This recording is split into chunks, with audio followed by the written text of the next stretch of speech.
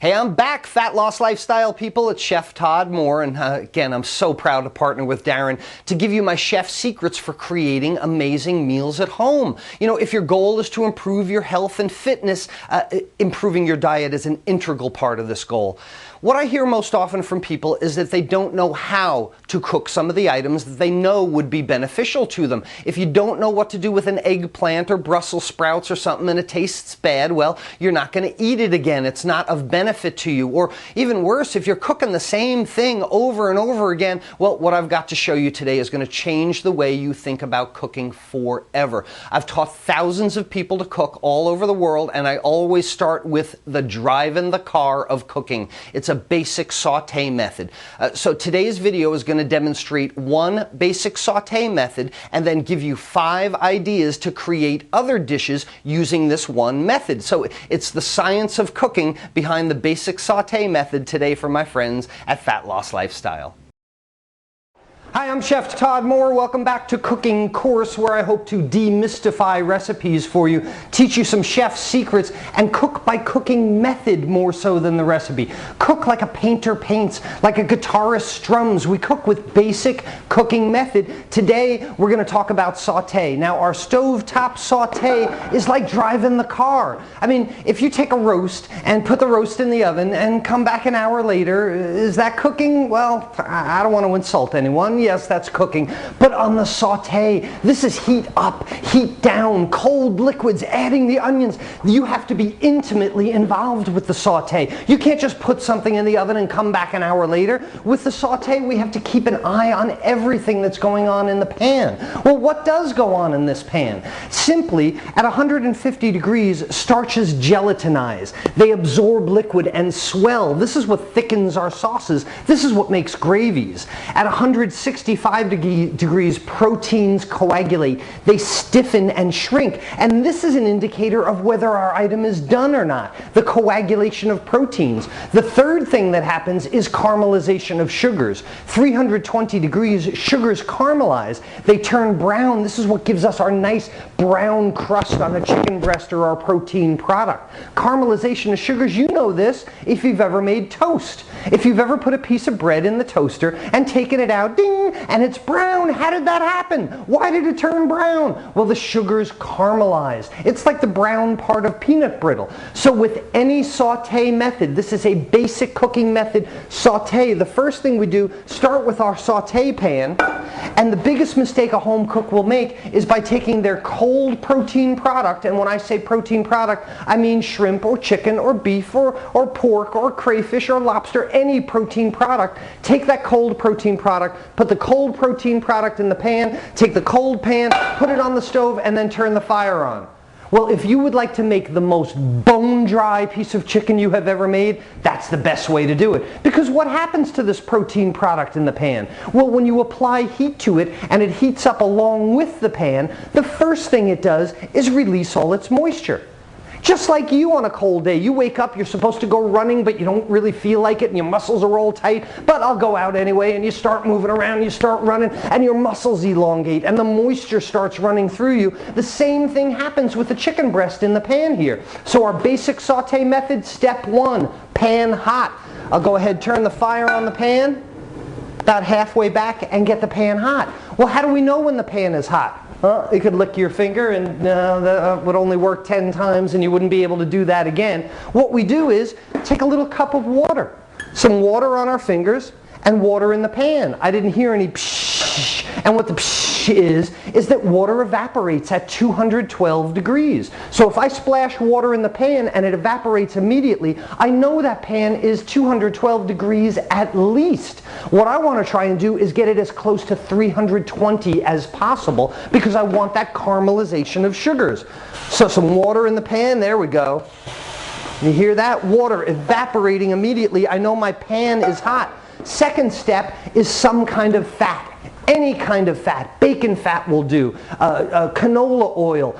Butter will do. Walnut oil. Any kind of fat. I'm using olive oil because this is one of my favorites. Now, we're not deep frying. For God's sake, we're not filling the pan up halfway with oil. We put enough oil on the bottom of the pan, just barely to coat the bottom of the pan. I have a tablespoon or so of olive oil in the pan. I'll swish this around to cover the entire bottom of the pan. Step 1, pan hot. Step 2, some kind of fat. Step 3, we want the fat to be hot. I want to heat this fat until just before it begins to smoke. Well, how do you know just before something's going to happen? That's pretty silly. I was in Hawaii and I had a tour book and it said the best snorkeling spot is 2/10 of a mile before the end of the road.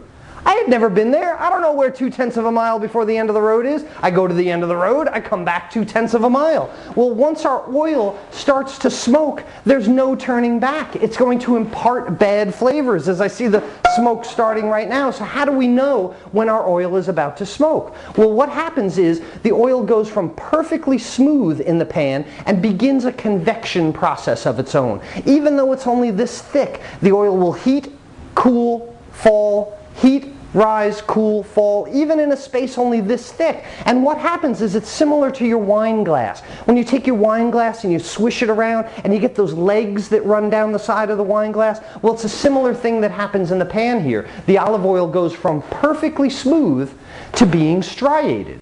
Now, do you see these lines in the pan here? This striated line, as I move it against the light, you can see how the oil went from perfectly smooth to having these striated lines in it. This is when we know that the oil is just about to smoke. So with our oil heated in the pan and we begin that striation, we know we got the pan hot, we added some fat, olive oil in this instance, now we got the olive oil hot and we're ready for our protein product. Our protein product today is a chicken breast. A chicken breast has a show side and a no side. The no side is where the tenderloin was, that's the ugly side. The show side is where the skin was. This is what we want to go up on the plate. This is what gives us a nice plate presentation. So if it goes up on the plate, it goes down first in the pan. With hot oil and some water on here, always away from me. Protein product, show side, no side. Chicken has a show side, down in the pan first. Our chicken breast. So what's the first thing that's happening here? Coagulation of proteins. Our chicken breast will stiffen and shrink. And we see this if you've ever made a hamburger on your barbecue grill. Raw hamburger this big, cooked hamburger this big. We know this shrinking and coagulation of proteins. The second thing that happens, caramelization of sugars. We want that nice brown coating on our chicken breast. How do we tell when the chicken is done? Well, we'll get to that in a minute. I have a nice pair of tongs here. I'm going to cook this chicken breast 75% one side, 25% the other. The reason for this is if I put the chicken breast in the pan, go 2, 3, 4, 5, and then flip it over, I'm just looking at a brown chicken breast. I've lost all my indicators of whether this is done or not. My indicators being the coagulation of proteins, and secondly, as moisture starts to rise from the chicken breast. So the first thing I see in this pan is this white around the edges of the chicken breast. Do you see how it's starting to turn white and stiffen? We can actually see the footprint of where the chicken was. So our coagulation of proteins, the stiffening and shrinking and the turning white around the edges is our first indicator of whether something is done or not. The second indicator is the moisture that starts to rise from the chicken breast. Do you see in the crook of this chicken breast here how the moisture starts to rise up? So the first indicator being our coagulation of proteins, the second, the moisture that starts to rise out of the chicken breast. So with my chicken in the pan, I'm cooking 75% one side, 25% the other. And what have I got here? Look at that. That nice caramelization of colors, that caramelization of sugars in the chicken breast. This gives me this nice brown color that'll be up on the plate. Now it's time to go ahead and flip these chicken breasts over and go ahead and cook the other side. 75% one side, 25% the other, so that we can see the changes in the product and not just be looking at a brown chicken breast. So as I turn this chicken over, I'll go ahead and remove this to a pan. And what have I got in my pan? Look at this. This is fond, F-O-N-D, fond. I'm very fond of fond. This is the burnt bits, well I say burnt, but rendered fat and material from the chicken. This is where all our flavor is. Please don't go wash your pan now that you've done this. We need to get this flavor up off the bottom of the pan to make our pan gravy. You know, and this is a point where we might take, say, some previously chopped onions and go ahead and add the onions to the pan and saute the onions. So if I saute these onions in the chicken drippings in the pan, what have I got? I've got onion flavored chicken and chicken flavored onions, and now I'm starting to build flavors one on top of the other. This might be where I go ahead and add celery and carrots and add one flavor on top of the other. But at some point, I have to get this fond up off the bottom of the pan. I have to get this rendered material up off the bottom of the pan. And how do I do that? Well, I drop the temperature of the pan quickly and dramatically with a cold liquid. Any kind of cold liquid will do. I'm going to use some white wine. White wine in the pan drops the temperature of the pan quickly and dramatically, releases the fond off the bottom of the pan, giving me a nice pan sauce.